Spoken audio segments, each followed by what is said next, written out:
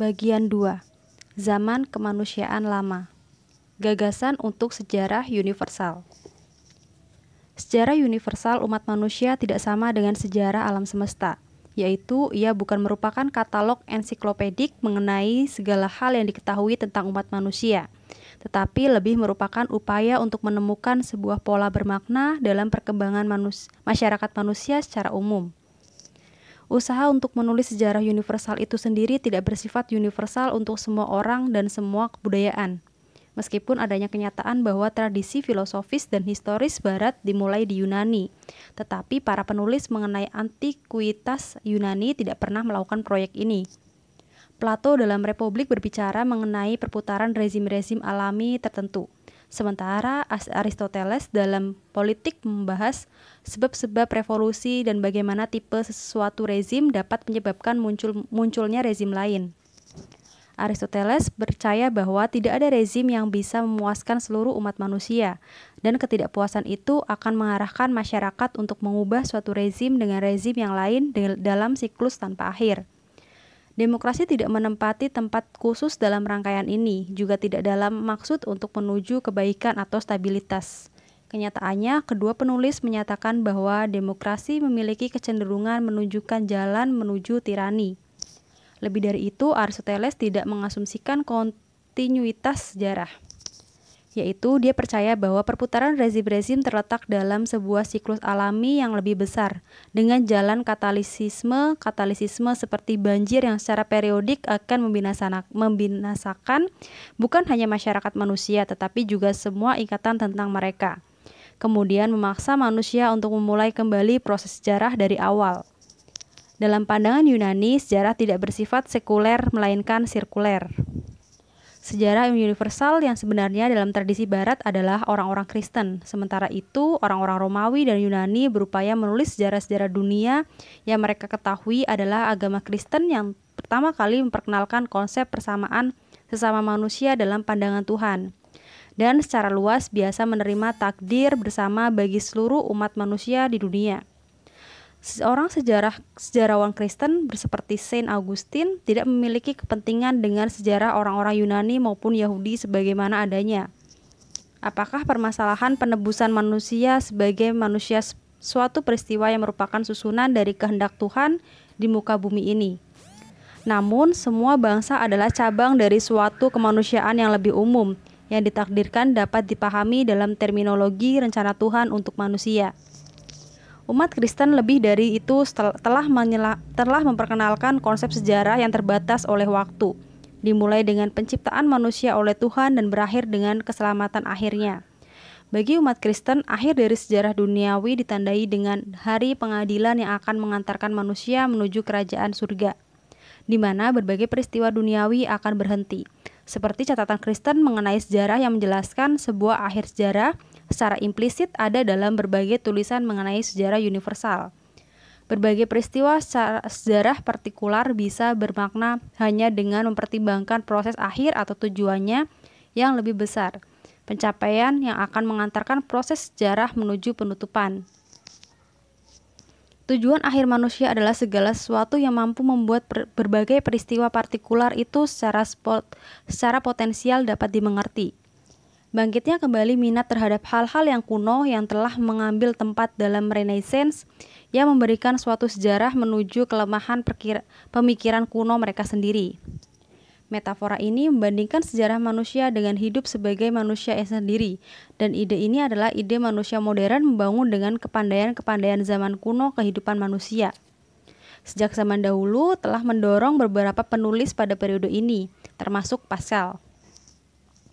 Yang lebih penting pada awalnya adalah usaha untuk menulis versi sekuler dari suatu sejarah universal, namun telah dijalankan dalam rangkaian dengan kemapanan metode ilmiah pada abad ke-19. Metode ini yang kita asosiasikan dengan Galileo, Bacon, dan Descartes. Berasumsi pada suatu kemungkinan pengetahuan dan terdapat suatu misteri alam yang pada gilirannya menuju suatu perangkat yang berhubungan dengan hukum-hukum universal. Pengetahuan mengenai hukum-hukum itu tidak hanya dapat diterima oleh manusia sebagai manusia, tetapi secara bersama-sama seperti generasi yang berturut-turut yang dapat dipisahkan dari akibat-akibat dan kesalahan-kesalahan dari sesuatu yang lebih awal. Kemudian bangsa modern telah berkembang dari asalnya ke dalam keberhasilan sains ala modern dan telah mengizinkan Francis Bacon untuk menyatakan kemenangan modernitas menuju zaman purbakala. Berdasarkan pada penemuan-penemuan seperti kompas, mesin cetak, dan serbuk mesiu, konsep kemajuan sebagai akuisisi pengetahuan kumulatif dan tanpa akhir ini dengan sangat jelas dinyatakan oleh Bernard Leboeuf de Fontenelle pada tahun 1988. Kemajuan yang diimpikan oleh Fontenelle terutama menyangkut masalah pengetahuan ilmiah. Dia tidak mengembangkan teori yang berkenaan dengan kemajuan sosial dan politik. Bapak gagasan modern mengenai kemajuan sosial adalah Machiavelli. Karena dialah yang telah mengusulkan agar politik dibebaskan dari belenggu-belenggu moral filsafat klasik dan agar manusia mampu menaklukkan fortuna atau dewi keberuntungan. Teori-teori yang lain tentang kemajuan dikemukakan oleh para penulis abad pencerahan seperti Voltaire, para ensiklopedi Perancis, ekonom Turgot, dan temannya yang juga seorang penulis biografi Condorcet. Progress of the Human Mind-nya Condorcet mengandung 10 tahap sejarah universal manusia. Era terakhir yang meskipun belum tercapai dicirikan oleh persamaan kesempatan, kebebasan, rasionalitas, demokrasi, dan pendidikan universal.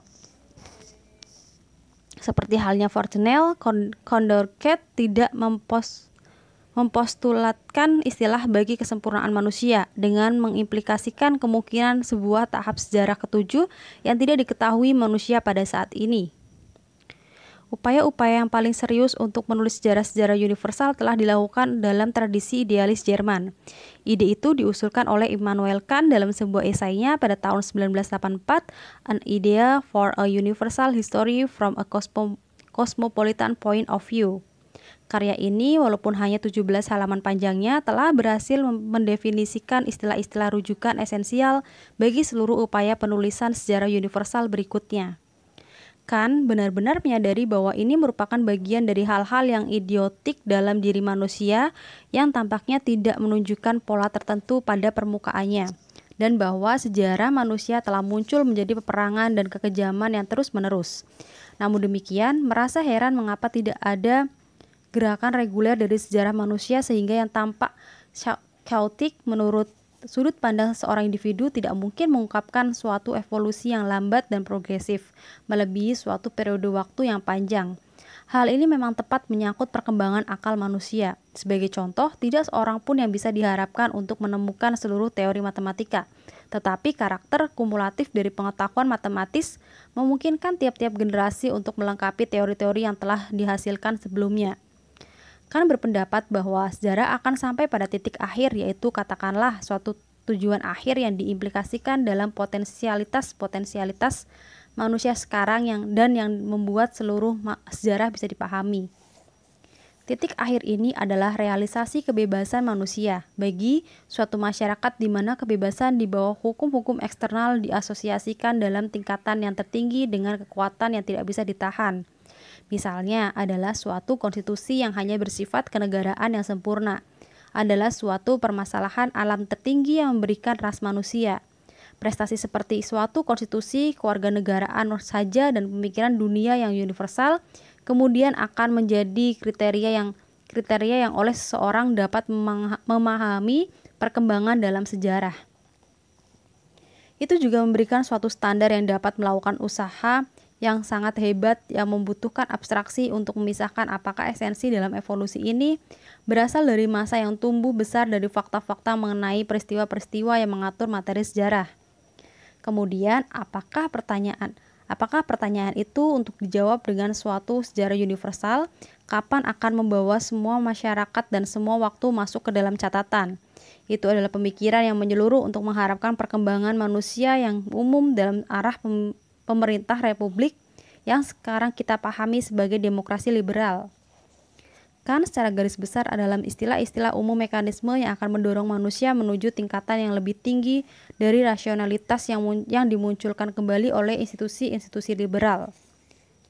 Mekanisme ini muncul tanpa perkembangan yang sehat, tetapi dalam sedikit pertimbangan yang berlawanan, antagonisme yang mementingkan diri sendiri yang telah membuat manusia, stabilitas yang asosial yang menyebabkan manusia untuk meninggalkan semua perlawanan perang dan melakukan kerjasama dalam masyarakat sipil, kemudian mendorong kesenian dan sains sehingga masyarakat dapat bersaing kembali antara satu dengan yang lain.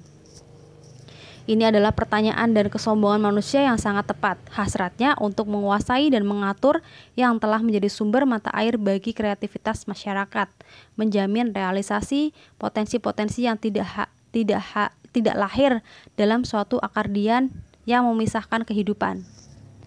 Esai Khan sendiri tidak mengatakan suatu sejarah universal. Esai itu ditulis ketika ia berusia 17 tahun. Idenya hanya berawal pada suatu kebutuhan untuk suatu yang baru dari Kepler atau Newton yang dapat menjelaskan hukum-hukum universal dari evolusi sejarah manusia. Khan mencatat bahwa kesanggupan yang dilakukan seperti suatu sejarah yang harus memenuhi kedua syarat. Sebagai filsuf, memahami apa yang penting dalam urusan-urusan manusia, dan sebagai sejarawan yang dapat menggabungkan sejarah dari semua zaman dan semua manusia ke dalam suatu arti secara keseluruhan. Ia akan mengikuti pengaruh dari sejarah Yunani pada tafsiran dan kesalahan tafsir negara Roma yang tertekan Yunani, kemudian pengaruh Roma pada kebuasan-kebuasan yang di dalamnya telah dihancurkan, dan juga pada kemunduran waktu kita. Jika suatu tambahan episode dari sejarah-sejarah nasional bangsa-bangsa yang tercerahkan, itu akan menemukan sebuah perkembangan yang terus-menerus dalam konstitusi negara-negara pada benua kita, atau yang mungkin akan memberikan hukum akhirnya menuju yang lain. Cerita ini adalah suatu cerita sukses penghancuran peradaban, tapi tiap-tiap perubahan memberikan suatu cara untuk tingkat yang lebih tinggi dari kehidupan. Tugas tulisan sejarah adalah menyimpulkan secara sederhana kemampuan-kemampuan manusia di masa depan. Dapat dikatakan berhasil membawa kontribusi pada prestasi pemerintah republik secara universal dengan memberi manusia suatu pandangan yang tenang untuk masa depannya. Rancangan dari gambaran Khan itu adalah suatu sejarah universal yang secara filosofis sungguh-sungguh berdasar pada suatu penguasaan sejarah empiris yang berasal dari kaum kiri menuju penggantinya. Hegel mengikuti jejak Kant. Setelah kematian Kant, Hegel tidak pernah memiliki suatu reputasi yang baik di Anglo-Saxon, tempat ia menyatakan menjadi seorang yang apologis secara relatif terhadap monarki Prusia, seorang pelopor totalitarianisme abad 20, dan yang paling buruk dari semua perspektif bangsa Inggris, suatu kesulitan untuk membaca metafisika. Prasangka melawan Hegel ini telah membutakan orang untuk kepentingannya sebagai sesuatu yang berasal dari para filsuf konstitutif modern. Benar atau tidak, kita berutang padanya untuk suatu aspek-aspek yang lebih fundamental dari Hegel mengenai rasa kesadaran kita hari ini. Adalah luar biasa luas untuk memenuhi semua sistem kenyataan yang dimiliki Hegel dalam usulan terhadap Kant, yaitu bentuk dan substansi suatu sejarah universal. Seperti halnya Kant, Hegel membatasi proyek tulisannya sebagai suatu sejarah yang universal yang akan menghasilkan pertunjukan jiwa atau seperti kesadaran kolektif manusia dalam proses untuk menyusun pengetahuan yang potensial. Hegel telah mencoba menjelaskan isinya dengan bagus dalam negara-negara dan peradaban-peradaban yang berlainan sejarah, mengapa pada akhirnya hal itu menjadi sebab mereka digulingkan dan virus masa pencerahan yang hidup dari tiap-tiap waktu dan meratakan jalan dengan cara demikian untuk meningkatkan yang lebih tinggi dari perkembangan. Sebagaimana dalam pandangan Kant tentang manusia yang asosial sociability, Hegel melihat pada suatu perkembangan dan dalam sejarah tidak muncul dari perkembangan yang terus-menerus dari sebab itu, tetapi melalui saling pengaruh dari nafsu-nafsu yang menyebabkan penuju konflik, revolusi, dan perang sebab kelicikan yang terkenal. Proses sejarah yang melewati proses yang terus-menerus dari konflik, sistem-sistem politik yang terstruktur dan berada terpisah dari kontradiksi-kontradiksi internal yang mereka miliki. Mereka kemudian mengganti dengan mengurangi pertentangan, dan karena itu suatu menjadi lebih tinggi dengan memberikan kenaikan menuju permasalahan-permasalahan baru dan pertentangan yang berbeda. Hal itu disebut dialektik. Hegel adalah seorang filsuf Eropa pertama yang mengambil secara sungguh-sungguh secara sejarah nasional dari orang-orang lain di luar Eropa seperti Cina dan India dan memasukkannya ke dalam skema secara menyeluruh. Dan sebagaimana postulatkan ada suatu titik akhir yang dituju. Sejarah dunia tidak lain adalah perkembangan kesadaran kemerdekaan. Membuka sejarah universal dapat dipahami sebagai pertumbuhan dari persamaan kebebasan manusia seperti yang terangkum dalam epigram Hegel bahwa negara-negara timur telah mengetahui bahwa seorang itu adalah bebas. Di masa Romawi dan Yunani hanya segelintir saja yang bebas. Bagi Hegel, wujud kebebasan manusia adalah negara konstitusional modern yang disebut demokrasi liberal. Sejarah universal manusia adalah bukan sesuatu yang lain selain membuka perkembangan menuju rasionalitas yang penuh dan untuk suatu kesadaran diri terhadap rasionalitas yang mengeksposisikan diri dalam pemerintahan yang rasional.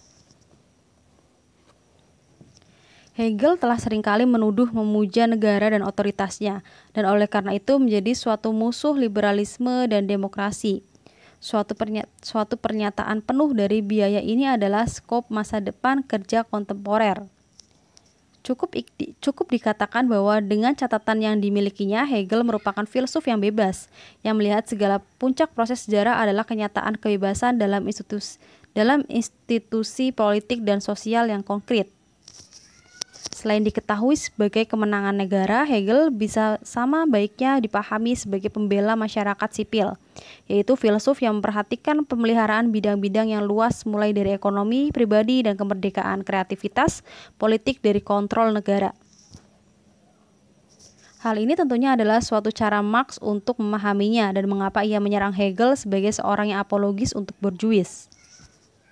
Ada beberapa kebingungan mengenai dialektika Hegel. Ini dimulai dengan kerjasama Marx dengan Friedrich Engels yang percaya bahwa dialektika adalah sebagai suatu metode yang dapat dicocokkan dengan Hegel secara terpisah dari sistemnya. Yang lainnya mengatakan bahwa bagi Hegel dialektika adalah suatu alat metafisik yang memperbolehkan sesuatu untuk menarik kesimpulan semua sejarah manusia yang a priori, atau prinsip-prinsip logis yang pertama kali secara independen adalah data empiris dan pengetahuan dari peristiwa-peristiwa sejarah nyata. Pandangan dialektika ini tidak hanya dapat dipertahankan. Suatu pengamatan tentang kerja sejarah akan membangkitkan kembali kecelakaan sejarah dan kemungkinan adanya peran kekuasaan yang besar di dalamnya. Dialektika Hegel mirip pendahulunya Plato, dialog Sokrates yang merupakan suatu percakapan antara dua manusia mengenai beberapa hal penting seperti alam dengan Tuhan atau arti keadilan. Diskusi-diskusi seperti ini dipecahkan pada dasar prinsip-prinsip kontradiksi, yaitu mengurangi kontradiksi dari sisi pemenang atau bila keduanya dibangun dengan cara percakapan untuk menjadi kontradiksi diri. Kemudian suatu posisi yang ketiga muncul untuk membebaskan kontradiksi-kontradiksi itu dari kedua yang awal tadi. Namun posisi yang ketiga ini bisa jadi muncul sebagai sesuatu yang baru. Kontradiksi-kontradiksi yang tidak dapat diduga dengan cara demikian memberikan kenaikan pada percakapan yang lain dan pemecahan lain. Bagi Hegel, dialektika tidak hanya terjadi pada tingkat diskusi-diskusi filsafat, tetapi juga masyarakat atau semua ahli ilmu sosial kontemporer antara sistem-sistem sosial ekonomi akan menggunakannya yang mungkin melukiskan sejarah sebagai suatu dialog antar masyarakat yang di dalamnya kontradiksi-kontradiksi internal yang pasti menyeramkan dan digantikan oleh orang lain untuk menanggulangi kontradiksi-kontradiksi itu. Menurut Hegel, kerajaan Romawi pada akhirnya runtuh karena membangun persamaan hukum yang universal dari semua manusia, tetapi tanpa mengakui hak-hak dan martabat manusia yang paling dalam. Pengakuan ini hanya dapat dibangun dalam tradisi Yahudi Kristen yang telah membangun persamaan universal manusia pada dasar kebebasan moralnya. Dunia Kristen telah mengubah subjek menjadi kontradiksi-kontradiksi yang lain. Sebagai contoh klasik adalah kota abad pertengahan dalam melindungi para pedagang dan saudagarnya yang merupakan virus ekonomi kapitalis. Efisiensi ekonomi mereka yang superior pada akhirnya membuka rasionalitas yang memaksa moral pada produktivitas ekonomi dan dengan cara demikian menghapuskan kota-kota yang telah memberi kesempatan mereka lahir. Hegel secara lebih substansial memberikan tulisan-tulisannya yang lebih awal mengenai sejarah universal seperti Fortnell atau Concordat, yaitu dalam dasar filsafat yang sangat kuat untuk konsep-konsep alam, kebebasan, sejarah, kebenaran, dan akal. Sementara Hegel tidak mungkin menjadi filsuf yang pertama kali menulis tentang sejarah. Ia adalah filsuf yang juga sejarawan, yaitu seorang filsuf yang percaya pada relativitas esensi sejarah kebenaran. Hegel mempertahankan bahwa semua kesadaran manusia itu dibatasi oleh kondisi-kondisi kultural dan sosial yang penting dari lingkungan di sekelilingnya, atau seperti yang dikatakan oleh waktu. Pemikiran masa lalu, apakah itu merupakan orang yang luar biasa atau para filsuf dan ilmuwan sejarah, ilmuwan besar yang sesungguhnya tidak benar atau tidak objektif, tetapi hanya relatif pada horizon sejarah dan kebudayaan tempat manusia yang sudah hidup. Dengan cara itu, sejarah manusia seharusnya tidak hanya menjadi terlihat sebagai suatu pergantian kebudayaan-kebudayaan yang berbeda bentuk kesadaran. Kesadaran adalah cara manusia memikirkan pertanyaan-pertanyaan fundamental yang benar dan salah. Aktivitas mereka itu merupakan pemuasan kepercayaan mereka tentang Tuhan, merupakan cara mereka merasakan dunia telah mengubah secara fundamental melewati waktu. Dan sejak perspektif itu saling bertentangan satu sama lain, yang mengikuti mayoritas yang luas, kesalahan mereka atau bentuk-bentuk kesadaran yang salah untuk menjadi tertutupi oleh sejarah selanjutnya. Agama-agama besar dunia menurut Hegel tidak benar dalam diri mereka sendiri, tetapi ideologi yang muncul keluar dari sejarah khususnya membutuhkan orang yang percaya pada mereka. Agama Kristen khususnya adalah suatu ideologi yang tumbuh dari perbudakan dan yang menyatakan untuk melayani persamaan universal kepentingan-kepentingan para budak dalam kebebasan yang mereka miliki. Sifat radikal dari historisisme Hegelian sulit untuk diterima sekarang ini karena ia telah menjadi bagian dari cakrawala intelektual yang kita miliki. Kita berasumsi bahwa ada suatu perspektif sejarah untuk memikirkan dan memisahkan suatu prasangka umum melawan cara-cara berpikir yang tidak up to date. Historisme harus dipatuhi dalam posisi kaum feminis kontemporer yang menganggap kesetiaan ibu atau neneknya adalah untuk keluarga dan rumah sebagai suatu peninggalan yang aneh dari suatu zaman yang lebih awal. Seperti kebanyakan bahwa ketundukan secara sukarela terhadap para leluhur untuk suatu dominasi kebudayaan laki-laki yang mungkin benar untuk waktu sekarang dan mungkin tetap membuatnya bahagia. Hal itu tidaklah diterima lebih lama dan merupakan suatu bentuk dari kesadaran yang salah. Historisme juga harus dipatuhi dalam menyikapi seorang kulit hitam yang menyangkal bahwa adalah mungkin bagi orang kulit putih untuk tetap memahami apakah artinya menjadi kulit hitam. Untuk memikirkan kesadaran dari orang-orang kulit hitam dan putih tidaklah membutuhkan pembagian waktu sejarah. Mereka dibatasi secara terpisah oleh horizon kebudayaan dan pengalaman yang telah dialaminya dan hanya menggabungkan komunikasi yang lebih terbatas. Keradikalan historisme Hegel terlihat jelas dalam konsep-konsepnya mengenai manusia. Dengan suatu pengecualian yang penting bahwa akhirnya setiap filsuf yang menulis sebelum Hegel percaya bahwa ada sesuatu seperti sifat bawaan manusia yang kurang lebih merupakan suatu hal yang permanen dari ciri-ciri pembawaan hasrat-hasrat, kemampuan-kemampuan, kebaikan-kebaikan, dan sebagainya yang menyikapi manusia sebagai manusia. Sementara manusia secara individu dapat berubah dengan nyata. Esensi sifat manusia tidaklah berubah melalui waktu, apakah ia seorang petani Cina atau seorang anggota Serikat Dagang Eropa yang modern. Pandangan filosofis terefleksikan dalam pandangan awam yang klise bahwa sifat manusia tidak pernah berubah, digunakan lebih sering dalam suatu konteks dari karakteristik manusia yang kurang menarik seperti ketamakan, nafsu, dan kekejaman.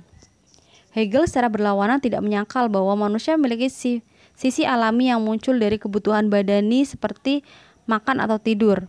Tetapi ia percaya bahwa dalam karakteristik manusia yang lebih esensial telah rusak dan oleh karena itu bebas untuk menciptakan alam yang dimilikinya.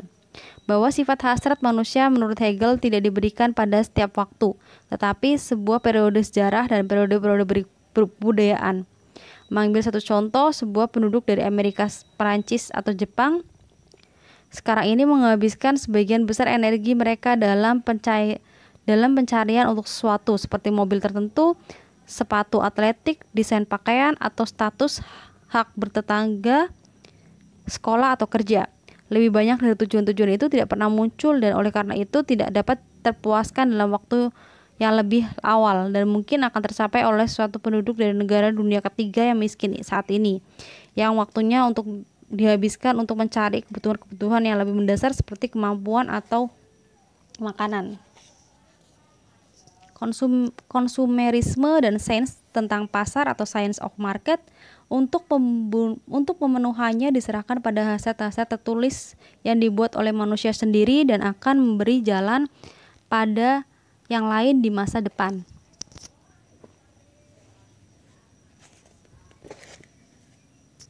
Hasrat-hasrat kita sekarang dikondisikan oleh lingkungan sosial dan mengubah produk masa lalu sejarah kita secara keseluruhan. Dan tujuan-tujuan yang spesifik dari hasrat hanyalah satu dari aspek-aspek alami manusia yang telah berubah karena waktu kepentingan hasrat itu dalam hubungan dengan elemen-elemen lain. Karakter manusia juga berkembang. Secara universal Hegel memberikan suatu catatan tidak hanya pada perkembangan pengetahuan dan intuisi, tetapi mengubah sifat manusia itu sendiri. Untuk itu, sifat-sifat bawaan manusia tidak memiliki kesulitan yang alami, namun menjadi suatu yang lain dari hal itu sendiri. Berbeda dengan Fortuynel dan juga kebanyakan sejarawan yang ada setelahnya, Hegel tidak percaya bahwa proses sejarah akan berlanjut secara tidak terbatas, tetapi akan menuju pada suatu akhir, suatu prestasi masyarakat yang bebas di dalam dunia yang nyata. Dalam hal ini akan menjadi suatu akhir sejarah. Ini tidak berarti bahwa akan ada suatu akhir dari peristiwa-peristiwa yang ada, seperti kelahiran, kematian, dan interaksi sosial manusia, atau akan menjadi hambatan dalam pengetahuan yang faktual mengenai dunia.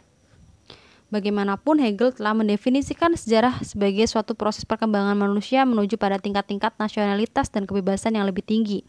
Dan proses ini memiliki titik awal yang logis dalam mencapai kesadaran diri yang mutlak. Ia percaya bahwa kesadaran diri ini diwujudkan dalam sistem filsafat yang dimilikinya. Hanya kebebasan manusia terwujud dalam negara liberal yang modern yang timbul di Eropa setelah Revolusi Prancis dan di Amerika Utara setelah Revolusi Amerika. Tatkala Hegel mengatakan bahwa sejarah telah berakhir setelah peperangan di Jena pada tahun 1806, ia sesungguhnya tidak membuat pernyataan bahwa kemenangan negara liberal adalah kemenangan seluruh dunia. Kemenangan-kemenangan itu bukan peristiwa tertentu, bukanlah hal yang kecil dari Jerman pada saat itu. Apakah ia mengatakan bahwa prinsip-prinsip kebebasan dan persamaan menggarisbawahi negara liberal modern yang ditemukan dan diterapkan dalam negara-negara yang lebih maju, dan bahwa tidak ada prinsip-prinsip dan bentuk-bentuk alternatif dari organisasi sosial dan politik yang superior menuju liberalisme. Masyarakat liberal di dunia lain bebas dari kontradiksi-kontradiksi yang menyikapi bentuk-bentuk yang lebih awal dari organisasi sosial dan oleh karena itu akan membawa dialektika sejarah menuju sesuatu yang terpendam. Dari peristiwa-peristiwa itu Hegel membentuk sistemnya, bahwa orang tidak cenderung untuk mengambil dengan sungguh-sungguh pertanyaannya, bahwa sejarah telah berakhir dengan negara liberal. Sekarang Hegel menyerang penulis besar lain pada abad ke-19 mengenai suatu sejarah universal yang kita tidak sadar bahwa Marx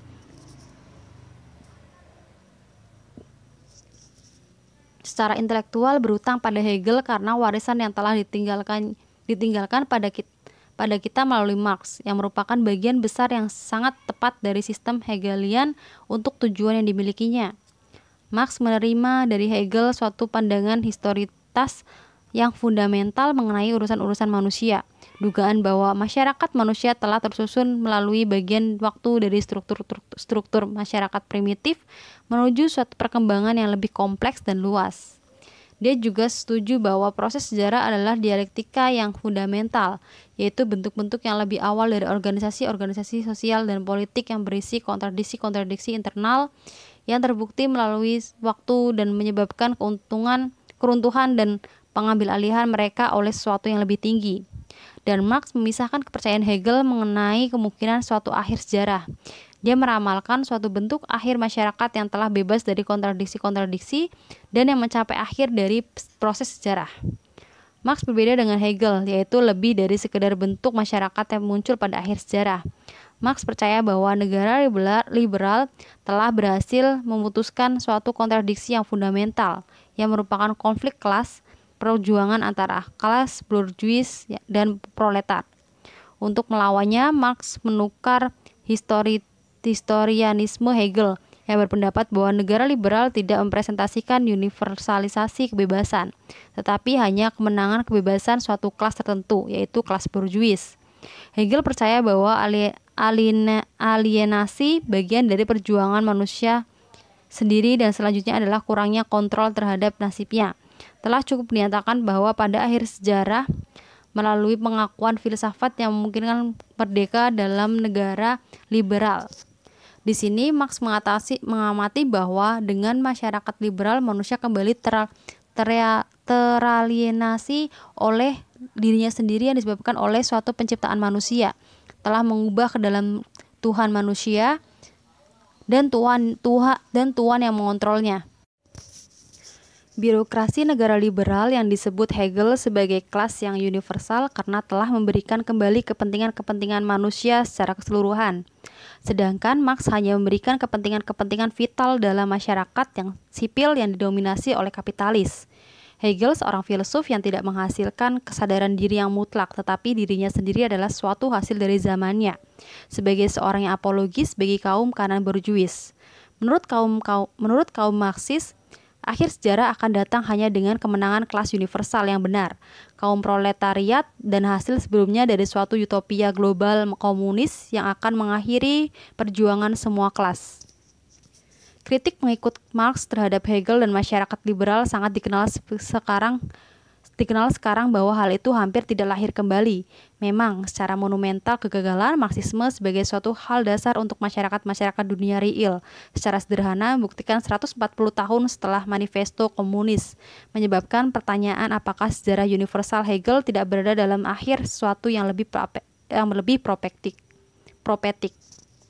Kemungkinan ini diambil pada pertengahan abad ini oleh Alexander Kojève, seorang filsuf Prancis-Rusia yang memikirkan suatu rangkaian memiliki pengaruh kuat dari seminar-seminar di École Pratique des Hautes Études, Paris pada tahun 1930. Bila Marx adalah penafsir terbesar Hegel pada abad ke-19, kemudian Kojève tentu saja adalah penafsir terbesar pada abad ke-20. Seperti halnya Marx, Kojève tidak merasa melakukan lompatan yang jauh menuju pemikiran Hegel secara eksplisit, tetapi menggunakan kreativitasnya selain untuk membangun pemahaman modernitas yang dimilikinya. Raymond Aron memberi suatu pandangan sekilas mengenai kecerdasan dan keaslian gagasan Kojève. Pada pusat pengajaran Kojève telah mengejutkan bahwa Hegel secara esensial adalah benar dan bahwa sejarah dunia untuk semua corak dan memutarnya kemudian di bawah pada tahun-tahun berikut secara efektif telah berakhir pada tahun 1906. Sulit untuk membaca melalui lapisan-lapisan yang sebaliknya dalam kerja Kojève untuk tidak menutupi maksudnya yang benar. Tetapi di belakang ini mirip kesimpulan yang aneh, yaitu pemikiran yang merupakan prinsip-prinsip persamaan dan kebebasan yang muncul dari revolusi Prancis. Terwujud dalam apa yang disebut Kojève, negara universal dan homogen, yang modern, yang mempresentasikan melebihi titik akhir dari evolusi ideologi manusia yang tidak mungkin untuk berkembang lebih lanjut. Kojève tentunya sadar bahwa ada beberapa peperangan dan revolusi berdarah sejak tahun 1806, tetapi ia menganggap sebagai suatu penjajaran dan pembagian secara esensial. Dengan kata lain, komunisme tidak menghadapi kembali suatu tingkat yang lebih tinggi dari demokrasi liberal, yaitu bagian dari beberapa tingkat sejarah yang pada akhirnya akan menyebarkan kebebasan dan persamaan ke seluruh bagian dunia secara universal. Pemikiran revolusi Bolshevik dan Cina terlihat seperti peristiwa-peristiwa pada waktu itu. Hanya akibatnya yang abadi akan menyebabkan prinsip-prinsip kebebasan dan persamaan yang sudah dibangun menjadi seperti semula dan menindas orang-orang dan memaksa negara-negara itu untuk mengembangkan dunia sesudah kehidupan dalam kesesuaian dengan prinsip-prinsip untuk menerapkannya secara lebih lengkap. Seorang dapat membawa suatu pandangan sekilas mengenai kecerdasan Kojève. Perwujudan yang nyata dari prinsip-prinsip revolusi Prancis adalah untuk Kojève, negara-negara setelah Perang Eropa Barat, setelah demokrasi kapitalis yang telah mencari suatu tingkat tinggi dari barang atau material yang berlebihan dan stabilitas politik. Bagi masyarakat tanpa konstitusi yang fundamental kembali untuk memuaskan diri dan menopang diri, mereka tidak memiliki tujuan-tujuan politik yang besar lebih lanjut untuk berjuang agar dapat memenuhi diri mereka sendiri dan aktivitas ekonomi sendiri. Kojèv telah berhenti mengejar pada bagian yang terakhir hidupnya untuk bekerja sebagai seorang birokrat komunitas Eropa. Akhir dari sejarah, dia percaya arti akhir tidak hanya dari konflik-konflik dan perjuangan politik yang luas, tetapi juga akhir filsafat. Komunitas Eropa adalah suatu perwujudan institusi yang tepat untuk akhir sejarah. Sejarah universal telah dihadirkan kembali oleh Hegel dan Marx, diikuti yang lain, sesuatu yang kurang mengesankan. Paruh kedua abad ke-19 telah melihat suatu bilangan teori-teori optimis yang relatif mengenai evolusi sosial yang progresif seperti Auguste Comte yang positivistik dan Darwinis sosial, Herbert Spencer.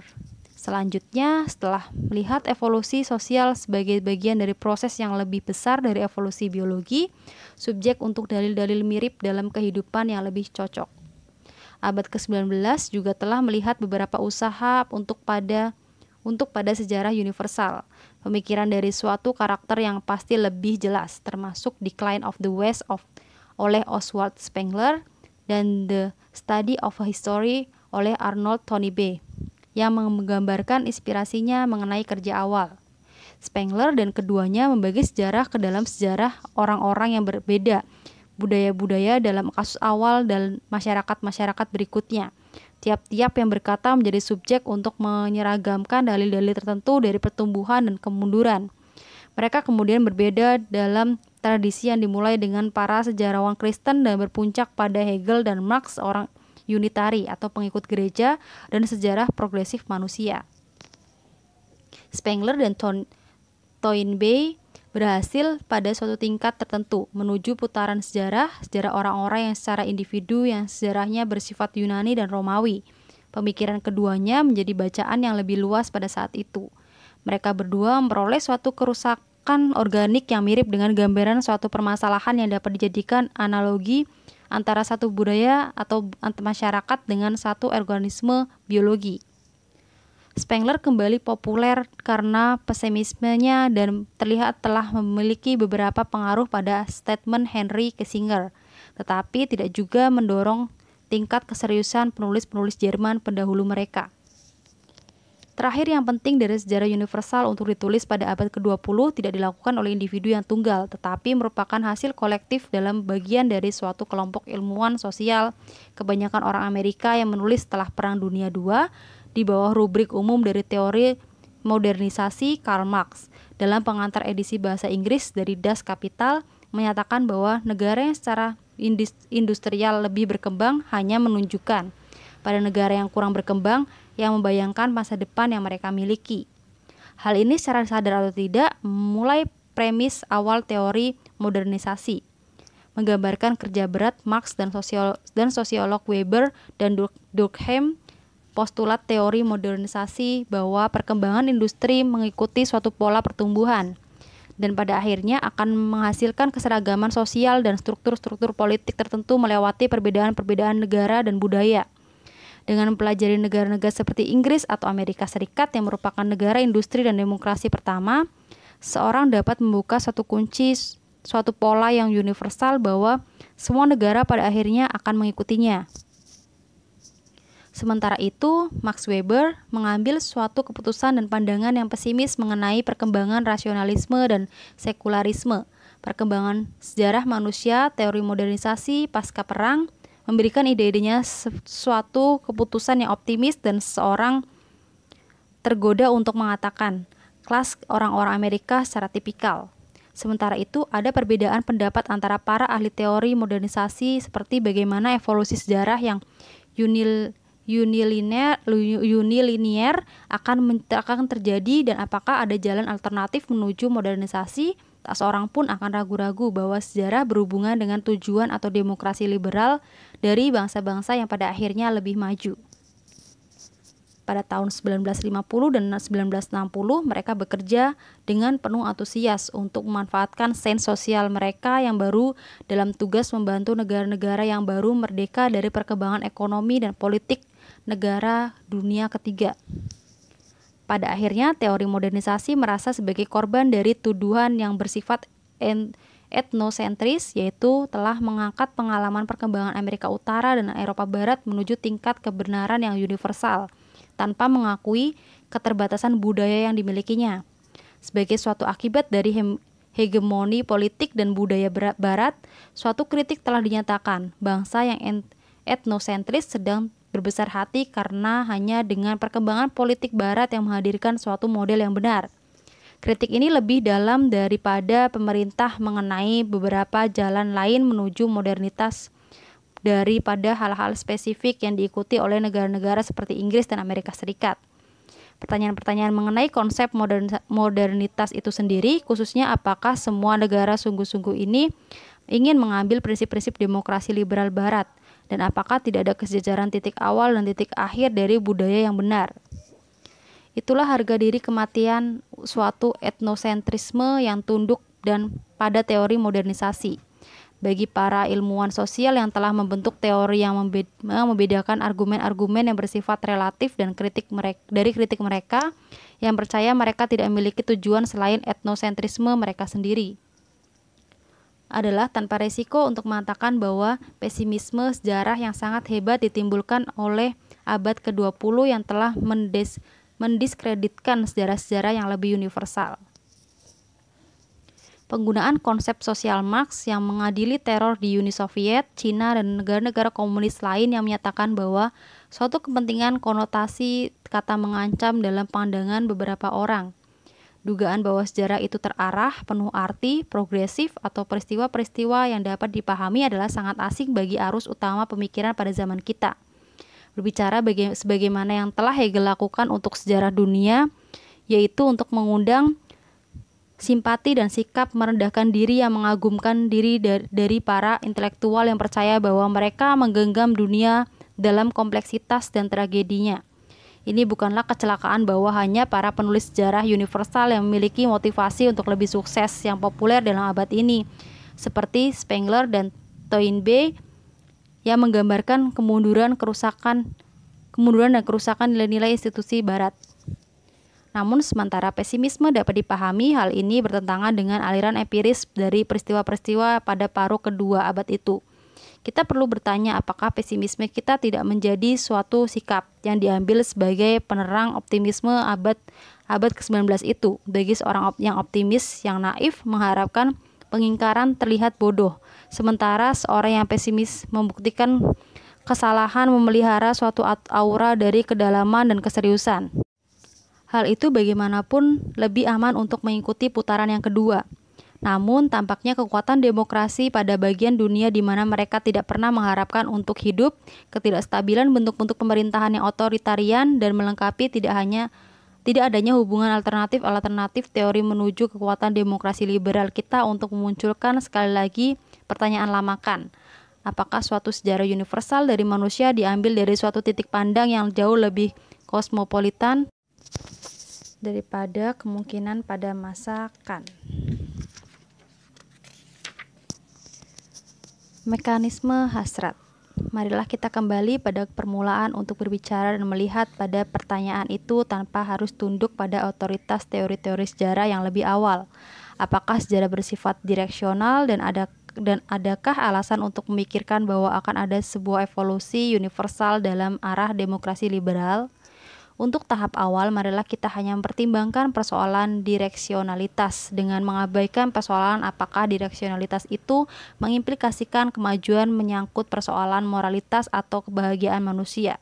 Apakah seluruh atau sebagian besar masyarakat terlibat dalam sebuah arah tertentu yang seragam, atau apakah sejarah masyarakat itu mengikuti sebuah siklus atau jalan yang acak? Jika jawabannya adalah yang kemudian, maka mungkin bagi umat manusia untuk mengulangi praktik-praktik sosial dan politik di masa lalu, perbudakan mungkin muncul kembali. Orang-orang Eropa mungkin menobatkan diri mereka sebagai para pangeran dan raja, dan para wanita Amerika dapat kehilangan hak mereka untuk memberikan suara. Secara direksional sebaliknya, menyatakan bahwa tidak ada bentuk organisasi sosial yang pernah bisa diulang oleh masyarakat yang sama, meskipun perbedaan masyarakat dalam tingkat perkembangan yang berbeda, secara alami bisa mengulang pola evolusioner yang sejajar. Namun, jika sejarah tidak pernah bisa mengulang dirinya, maka pasti ada sebuah mekanisme yang konstan dan seragam atau serangkaian sebab-sebab pertama sejarah yang menentukan evolusi pada arah tunggal dan memelihara ingatan mengenai periode-periode yang lebih awal hingga masa kini. Pandangan siklus atau acak tentang sejarah tidak menafikan kemungkinan perubahan sosial dan regularitas yang terbatas dalam perkembangan, tetapi pandangan-pandangan itu tidak membutuhkan sumber tunggal kausasi sejarah. Pandangan-pandangan itu juga harus mencakup proses degenerasi di mana kesadaran-kesadaran mengenai pencapaian-pencapaian awal lenyap sama sekali. Karena tanpa kemungkinan sebuah pelupaan historis total, masing-masing siklus mengganti akan berkembang di atas pengalaman-pengalaman siklus yang lebih awal. Setiap langkah awal yang memahami mekanisme yang memberi direksionalitas pada sejarah, marikah kita mengambil petunjuk dari Fontenelle dan Bacon, dan meletakkan pengetahuan sebagai kunci menuju direksionalitas sejarah, terutama pengetahuan tentang alam semesta yang bisa kita peroleh dari sains. Karena jika kita melihat seluruh rangkaian upaya sosial manusia, hanya satu yang memperoleh konsensus kumulatif dan direksional, yaitu sains alam modern. Hal yang sama tidak bisa dikatakan untuk aktivitas-aktivitas seperti melukis, puisi, musik, atau arsitektur. Adalah tidak jelas bahwa Rauschenberg adalah pelukis yang lebih baik daripada Michelangelo atau Schoenberg, lebih unggul dibandingkan Bach. Secara sederhana, karena mereka hidup pada abad ke-20. Shakespeare dan Parthenon mengekspresentasikan sejenis kesempurnaan tertentu, dan itu tidak berarti harus mengatakan kemajuan yang melampaui mereka. Sains alam di sisi lain berkembang di atas dirinya sendiri. Ada fakta-fakta tertentu mengenai alam yang tersembunyi dari Sir Isaac Newton agung dan dapat diakses oleh para mahasiswa fisika sekarang karena dia terlahir kemudian.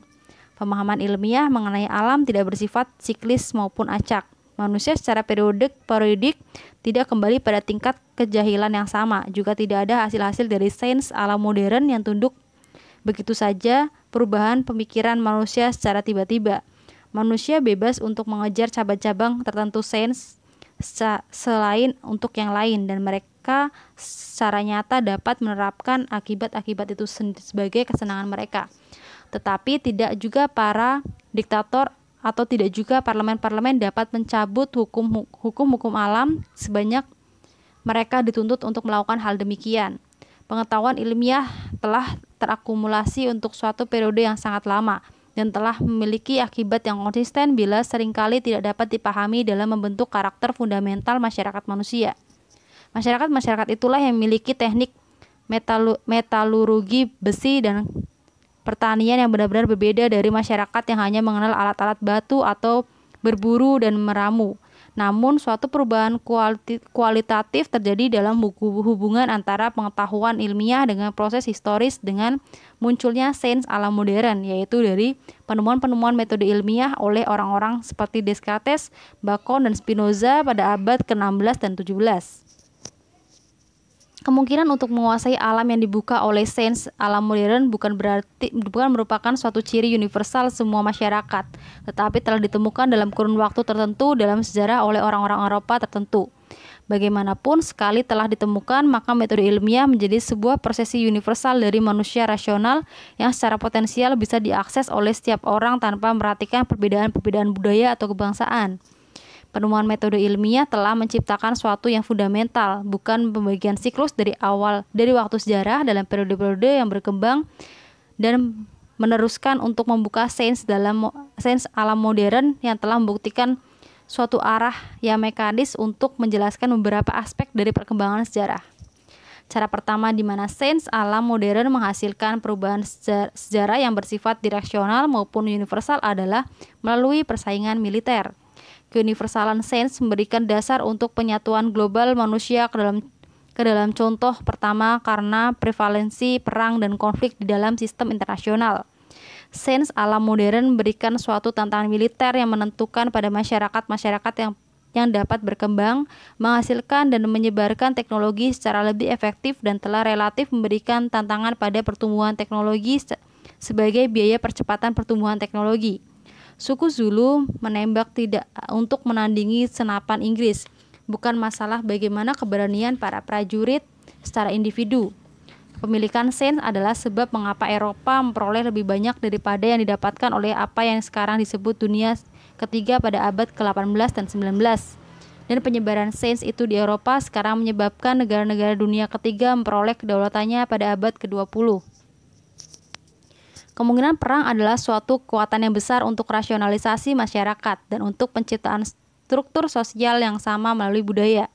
Beberapa negara yang mengharapkan untuk menegakkan kembali otonomi politiknya terpaksa mengambil teknologi dari musuh-musuhnya.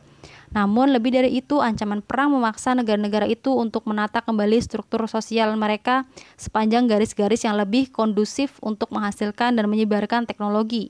Contohnya, negara-negara harus dijadikan untuk ukuran tertentu dalam hal untuk bersaing dengan para tetangga mereka yang menciptakan dorongan kekuasaan untuk kesatuan nasional. Mereka harus mampu memobilisasi sumber-sumber pada tingkat nasional yang membutuhkan ciptaan-ciptaan dari suatu sentralisasi otoritas negara yang kuat dengan kekuatan pajak dan peraturan. Mereka harus merusak bentuk-bentuk regional yang bermacam-macam, agama dan pertalian keluarga yang secara potensial menghalangi penyatuan negara. Mereka harus menumbuhkan tingkat-tingkat pendidikan dalam hal untuk menghasilkan suatu keterampilan yang terbatas untuk mengatur teknologi. Mereka harus melihara kontrak dan dengan sadar untuk mengembangkan masa depan yang membatasi mereka. Dan dengan pengantar tentara rakyat selama perang Napoleon, mereka sekurang-kurangnya harus membuka pintu untuk memberi hak suara pada kelas-kelas yang lebih miskin dari masyarakat mereka bila mereka mampu untuk memobilisasi secara total. Semua perkembangan itu dapat memberikan dorongan-dorongan lain, misalnya sesuatu yang bersifat ekonomi, tetapi susunan perang membutuhkan modernisasi sosial terutama sekali pada suatu jalan yang rumit dan memberikan suatu ujian yang tidak mendua dari keberhasilannya. Ada contoh-contoh sejarah yang banyak disebut defensi modernisasi, yang di dalamnya negara-negara dipaksa untuk mengubah bentuk sebagai akibat dari ancaman militer. Pemusatan monarki-monarki besar pada abad ke-16 dan 17 seperti Louis XIII di Prancis atau Philip II di Spanyol telah berusaha menggabungkan sisa kekuasaan wilayah mereka dalam ukuran yang luas untuk menjamin pemasukan yang diperlukan untuk berperang dengan para tetangganya. Beberapa monarki telah berada dalam perdamaian, hanya 3 yang keluar selama ratusan tahun itu. Syarat ekonomi yang sangat besar untuk menumbuhkan angkatan bersenjata telah memberikan dorongan pemimpin untuk memutuskan kekuatan pusat pemerintahan dari institusi-institusi regional dan feodal serta menciptakan apa yang kita inginkan sebagai struktur-struktur negara yang modern.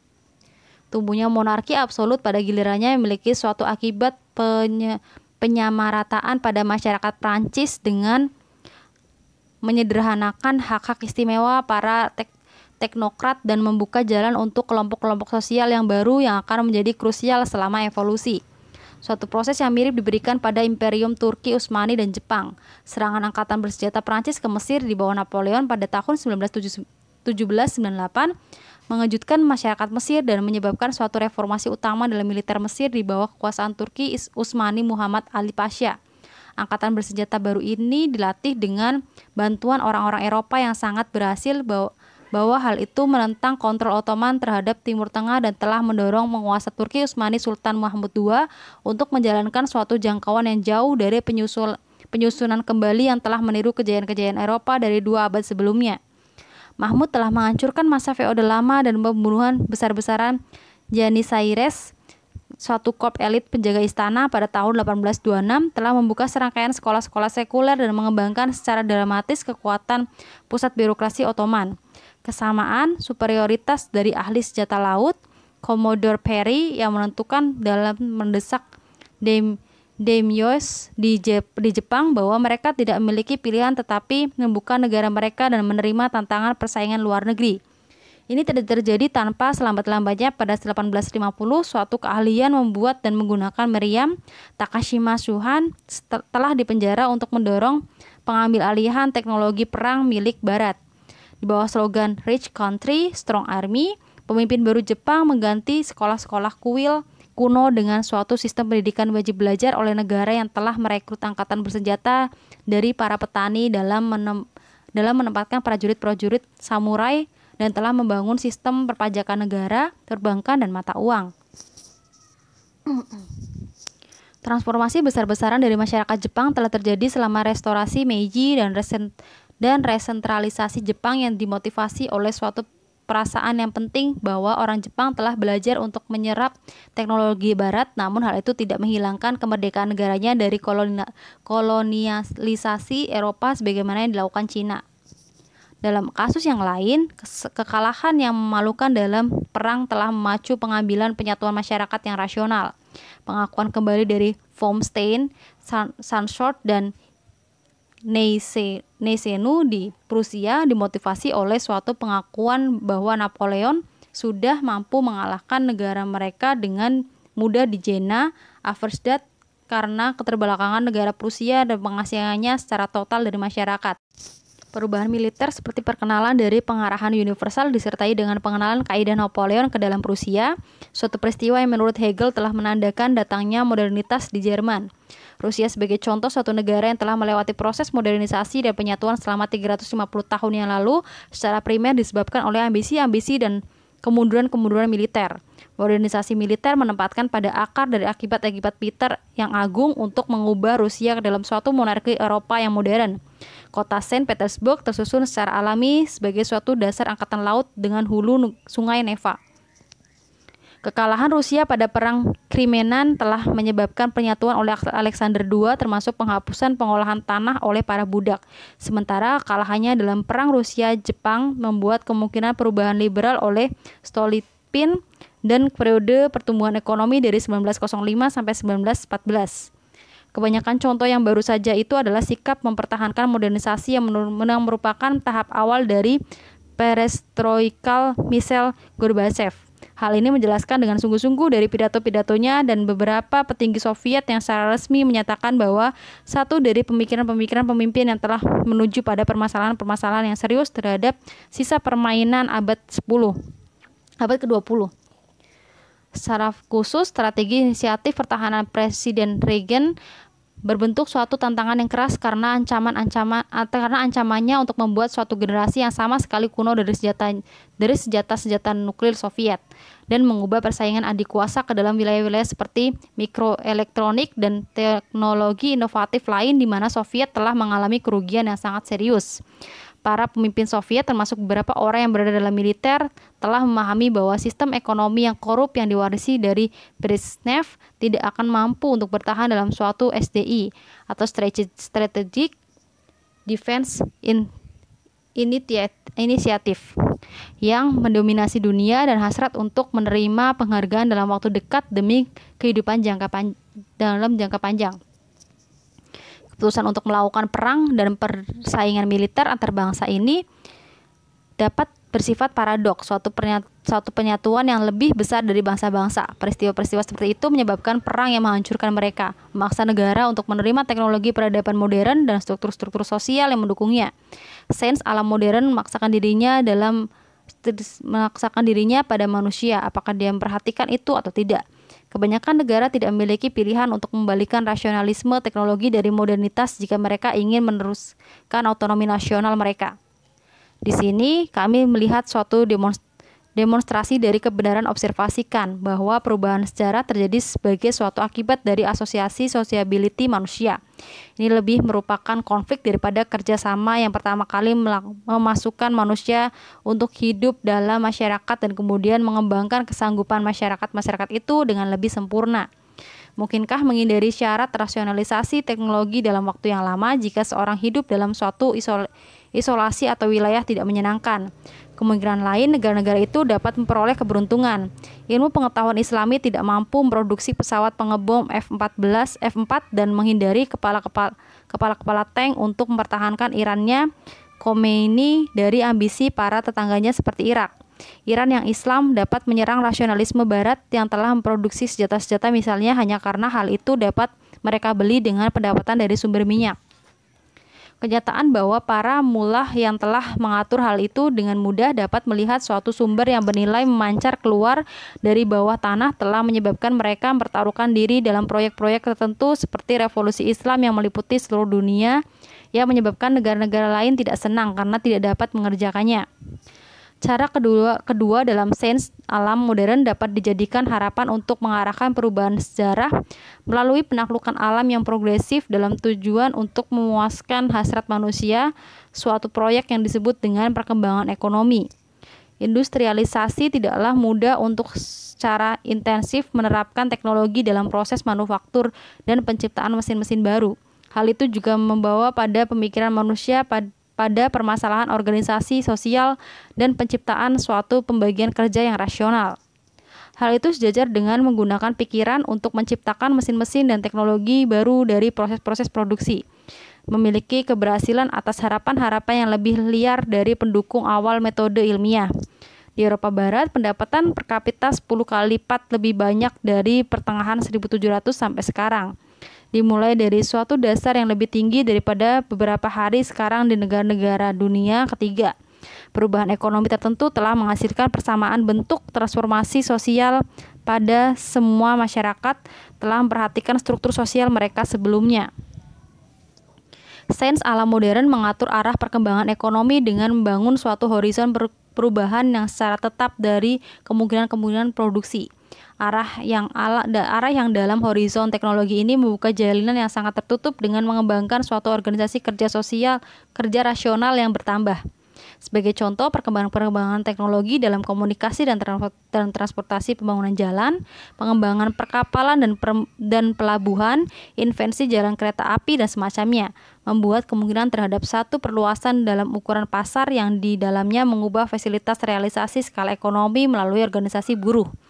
Khususnya yang tidak menguntungkan bila satu pabrik telah menjual dalam beberapa desa tiba-tiba menjadi berguna bila seseorang menjual untuk semua bangsa atau pada pasar internasional yang lebih luas. Pertambahan produktivitas mengakibatkan perubahan ini kemudian memperluas pasar internal dan menciptakan permintaan-permintaan baru untuk suatu pembagian kerja yang lebih besar. Syarat-syarat organisasi kerja yang rasional memerintahkan kewenangan tertentu. Perubahan skala besar dalam struktur sosial, masyarakat industri harus menjadi kota yang menonjol. Karena itu hanya dalam kota-kota yang tinggal menemukan suatu cadangan yang cukup dari syarat keahlian buruh menuju perjalanan industri-industri yang modern. Dan karena kota-kota itu memiliki infrastruktur dan pelayanan untuk mendorong dengan kuat perusahaan-perusahaan khusus yang tinggi. Apartheid di Afrika Selatan pada akhirnya hancur karena telah dibangun dalam kepercayaan bahwa industri buruh kulit hitam bagaimanapun dapat disimpan secara permanen pada daerah pedalaman. Sebagai pasar buruh untuk fungsi yang efisien, buruh harus menjadi semakin aktif. Para buruh tidak dapat terikat kembali secara tetap pada suatu pekerjaan tertentu, lokal atau seperangkat hubungan sosial, tetapi harus menjadi bebas untuk bergerak, mempelajari tugas-tugas dan teknologi baru dan menjual tenaga mereka pada penawar yang lebih tinggi. Ini adalah suatu efek kekuasaan dalam merusak kelompok sosial tradisional seperti suku, klan, keluarga besar, sekte-sekte agama, dan lainnya.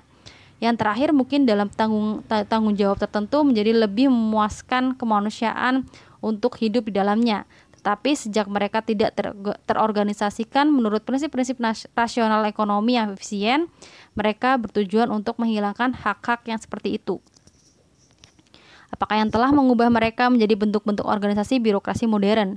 Para buruh didorong untuk diterima dalam organisasi-organisasi itu menurut dasar latihan dan kemampuan mereka, bukan sebagai suatu akibat dari ikatan atau status keluarga, dan penampilan mereka diukur menurut hukum-hukum universal yang tidak dapat dimungkiri. Birokrasi modern melembangkan organisasi rasional dengan mengambil tugas-tugas yang kompleks dan memecahkan ke dalam suatu struktur hierarki yang lebih sederhana. Beberapa yang dapat dilakukan sebagai suatu bahan yang rutin. Organisasi birokrasi rasional dalam jangka panjang meliputi setiap aspek masyarakat dalam suatu negara industri, tanpa memperhatikan apakah organisasi itu meliputi persoalan agen pemerintah, kesatuan buruh, koperasi, partai politik, surat kabar, kepercayaan yang toleran, universitas atau organisasi profesor. Dalam pertentangan pada abad ke-19 ketika 4 dari 5 orang Amerika keluar dari pekerjaannya semula dan meskipun bukan merupakan suatu bagian organisasi birokrasi, hanya 1 dari 10 yang masuk ke dalam kategori ini sekarang. Revolusi yang tidak terencana ini dengan sendirinya telah ditiru dalam semua negara industri tanpa memperhatikan apakah itu negara kapitalis atau sosialis, dan dalam perasaan dendam terhadap perbedaan-perbedaan dalam latar belakang agama dan budaya masyarakat luar pre-industri yang telah mereka munculkan. Hal ini telah terbukti tidak menjadi suatu kasus bahwa birokrasi membutuhkan pernyataan tidak langsung untuk mengembangkan industri dari ukuran pertumbuhan yang lebih atau gabungan industri yang sangat besar. Suatu titik tertentu pada birokrasi masa lalu yang lebih besar menjadi kurang efisien pertumbuhannya, disebabkan oleh apa yang disebut para ekonom sebagai skala yang tidak ekonomis, dan meskipun kurang efisien selain sesuatu hal yang lebih besar dari organisasi-organisasi yang lebih kecil atau bukan industri-industri tertentu seperti perangkat lunak, teknik mesin perlu ditempatkan di kota-kota besar. Meskipun unit-unit yang lebih kecil perlu diorganisasikan menurut prinsip-prinsip rasional dan membutuhkan dorongan dari masyarakat kota. Masyarakat buruh yang rasional tidak akan diperhatikan sebagai suatu fenomena yang misalkan dalam efisiensi inovasi teknologi. Kedua aspek dalam kehidupan ekonomi, pertama dalam bidang organisasi sosial dan yang terakhir dalam bidang produksi mesin. Marx percaya bahwa produktivitas kapitalisme modern secara primer berdasar pada produksi mesin, yaitu penerapan teknologi, selain pada pembagian kerja, dan berharap bahwa pada suatu hari pembagian kerja bisa dihapuskan. Teknologi akan membuatnya mungkin untuk mengasingkan perbedaan-perbedaan antara kota dan negara, raja minyak dan orang yang berwatak kasar, bankir, penanam modal, dan pengumpul sampah, dan membuat suatu masyarakat yang di dalamnya seorang dapat berburu di pagi hari, memancing di siang hari, menggembala sapi pada sore hari, dan mengkritik setelah makan. Tak satu pun yang terjadi dalam sejarah berikutnya terhadap dorongan perkembangan ekonomi dunia yang itu adalah benar.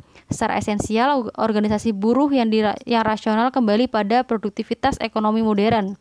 Peristiwa sebagai akibat dari pikiran yang mati dari buruh yang sedang dikurangi oleh kemajuan dalam teknologi. Menurut rezim-rezim komunis, untuk menghapuskan pembagian kerja dan mengakhiri perbudakan khususnya yang hanya menyebabkan suatu tirani yang lebih dahsyat daripada bengkel-bengkel kerja di Manchester yang dikutuk oleh Marx, mau berusaha untuk menghapuskan perbedaan-perbedaan antara kita dan negara dan antara mental dan psikis buruh dalam beberapa hal yang khususnya selama Great Leap Forward atau lompatan besar ke depan pada akhir 1950-an dan selama revolusi kebudayaan suatu dasawarsa kemudian. Kedua akibat itu menyebabkan penderitaan manusia yang tidak terbayangkan yang hanya disebabkan oleh usaha merah untuk menggabungkan kota dan negara di Kamboja setelah 1975. Tidak juga organisasi buruh atau birokrasi baru pada saat revolusi industri. Sesuatu yang baru telah melewati rasionalisasi mereka yang membuat prinsip-prinsip efisiensi ekonomi. Ia menuntut rasionalitas yang tidak berpola sama pada perkembangan masyarakat industri. Orang-orang yang mungkin mengejar suatu tujuan dalam masyarakat pra-industri. Agama atau tradisi mungkin memerintahkan bahwa kehidupan seorang prajurit aristokrat adalah superior untuk suatu kota perdagangan. Seorang pemimpin mungkin hanya menentukan harga untuk suatu komoditi tertentu. Namun, suatu masyarakat yang hidup dengan aturan-aturan tidak akan memberikan sumber-sumbernya secara efisien dan walaupun tidak berkembang secara ekonomis secara secepat seorang yang hidup dalam aturan-aturan nasional. Untuk menggambarkan kekuasaan yang sama dari pembagian kerja, marilah kita pertimbangkan akibatnya dalam hubungan masyarakat dalam kasus-kasus yang konkret. Pada saat kemenangan Jenderal Franco mengakhiri kekuatan kaum republik dalam perang sipil di Spanyol merupakan negara pertanian yang utama. Dasar sosial hukum Spanyol bersandar pada orang-orang daerah yang terkenal dan para tuan tanah di pedalaman yang mampu untuk menggerakkan massa untuk mendukung pertanian yang berdasar pada tradisi dan kesetiaan pribadi. Mafia apakah keluar dari New Jersey atau Palmero, para pemilik para pemilik berhubungan mirip dengan hubungan keluarga, sebagaimana dikerjakan oleh para panglima perang lokal yang melanjutkan untuk mendominasi perpolitikan kota di negara dunia ketiga seperti El Salvador dan Filipina. Ekonomi Spanyol berkembang. Pada tahun 1950 sampai 1960 telah memperkenalkan hubungan pasar modern di pedalaman, dan dengan cara demikian hampir membawa suatu revolusi sosial yang tidak direncanakan yang telah menghancurkan tradisi hubungan patron-klien. Masa petani diturunkan dari tanah-tanah pertanian ke kota-kota, menghilangkan orang-orang lokal terkemuka yang mendukung para tuan sendiri, tersusun ke dalam para produsen yang lebih efisien yang berorientasi keluar menuju pasar-pasar nasional dan internasional. Dan para petani yang tertinggal di tanah pertanian menjadi pekerja kontrak yang menjual jasa mereka. Suatu hari calon Franco akan kekurangan basis sosial dalam merekrut angkatan perang. Tekanan rasionalisasi ekonomi juga menjelaskan mengapa mafia bertahan dalam kemunduran Italia Selatan selain dalam industrialisasi di utara. Hubungan patron-klien berdasar pada jalinan non-ekonomis yang bertahan secara nyata dalam masyarakat modern.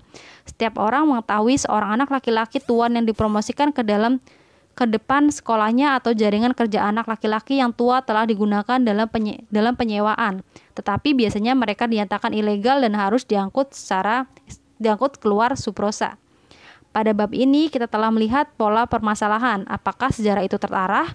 Kita telah melakukan hal ini dalam bentuk kenaifan yang disengaja. Sejak itu beberapa orang yang pesimis di antara kita akan menyangkal bahwa sejarah memerankan beberapa arah. Kita telah memisahkan sains ala modern sebagai suatu kemungkinan menggarisbawahi mekanisme dari arah perubahan sejarah. Karena itu adalah skala kecil aktivitas sosial yang oleh kesadaran kumulatif dan oleh karena itu terarah. Membuka perkembangan sains ala modern mengizinkan seseorang untuk memahami beberapa hal khusus dari evolusi sejarah. Misalnya mengapa orang-orang digerakkan oleh kereta yang ditarik kuda dan kereta api sebelum mereka sampai pada mobil dan pesawat terbang. Atau mengapa masyarakat kemudian lebih terurbanisasikan daripada sebelumnya, atau mengapa partai politik modern, organisasi buruh, atau negara telah mengubah suku atau klan sebagai poros utama dari kesetiaan kelompok dalam masyarakat industrialis. Namun sementara sains ala modern dapat menjelaskan beberapa fenomena yang benar-benar terjadi, ada beberapa yang lain yang mulai dengan bentuk pemerintahan yang dipilih oleh suatu masyarakat tertentu, yang itu hanya dapat dijelaskan dengan kesulitan besar. Lebih dari itu, meskipun sains ala modern dapat dijadikan sebagai suatu kemungkinan pengukur arah perubahan sejarah, seharusnya di dalamnya tidak bisa dijadikan sebagai suatu sebab terakhir dari perubahan. Bagi seorang dengan segera akan diarahkan pada pertanyaan mengapa sains ala modern. Sementara itu logika internal dalam sains mungkin menjelaskan mengapa hal itu terbuka sebagai sesuatu untuk dikerjakan. Sains itu sendiri tidak mengatakan pada kita mengapa manusia mengejarnya. Ilmu pengetahuan sebagai fenomena sosial tidak terbuka secara sederhana menjadikan manusia ingin tahu mengenai alam ini. Tapi karena sains mengizinkan mereka untuk memberi kepuasan hasrat mereka terhadap rasa aman dan untuk pemindahan yang tidak terbatas dari benda-benda materi. Kerjasama modern tidak mengurus riset dan mengembangkan para staf keluar dari suatu cerita yang abstrak terhadap pengetahuan, tetapi untuk membuat uang. Hasrat terhadap pertumbuhan ekonomi tampak menjadi suatu karakter yang sebenarnya universal dari semua masyarakat sekarang. Tetapi manusia secara singkat bukanlah hewan ekonomi yang akan kita harapkan keterangan yang diberikan di atas menjadi sesuatu yang tidak lengkap. Ini adalah suatu pertanyaan yang akan kembali pada waktu dekat. Bukan untuk kita, tetapi untuk waktu sekarang, menempatkan beberapa penilaian moral atau etik pada arah sejarah dinyatakan secara tidak langsung oleh sains ala modern. Itu seharusnya diambil untuk menganggap bahwa fenomena seperti pembagian kerja dan pertumbuhan birokratisasi sangat ambigu dalam pengertian-pengertian mereka mengenai kebahagiaan manusia. Sebagaimana bisa digarisbawahi oleh Adam Smith, Max Weber, Durkheim, dan para ahli ilmu sosial lain yang pertama kali telah membatasi mereka sebagai karakteristik pusat dari kehidupan modern. Kita tidak berada di bawah kewajiban pada hari ini untuk beranggapan bahwa kemampuan sains ala modern menumbuhkan produktivitas ekonomi, membuat manusia lebih bermoral, lebih bahagia dari sebelumnya atau selainnya. Sebagai titik awal dari analisis ini, kami ingin menunjukkan secara profesional bahwa ada sebab yang baik untuk memikirkan bahwa sejarah dihasilkan sebagai suatu akibat dari terbukanya sains alam modern yang bergerak dalam suatu arah tunggal yang berhubungan, dan untuk menempuh ujian sebagai akibat lebih lanjut yang mengalir dari kesimpulan. Jika penemuan sains alam modern memberikan arah sejarah, pertanyaan yang muncul secara alami adalah, tidak dapatkah hal itu diciptakan? Dapatkah metode ilmiah berhenti mendominasi hidup kita? Dan apakah mungkin bagi masyarakat industri kembali pada sesuatu yang bersifat pro-modern, pra-ilmiah? Apakah arah sejarah dalam waktu dekat dapat dibalik?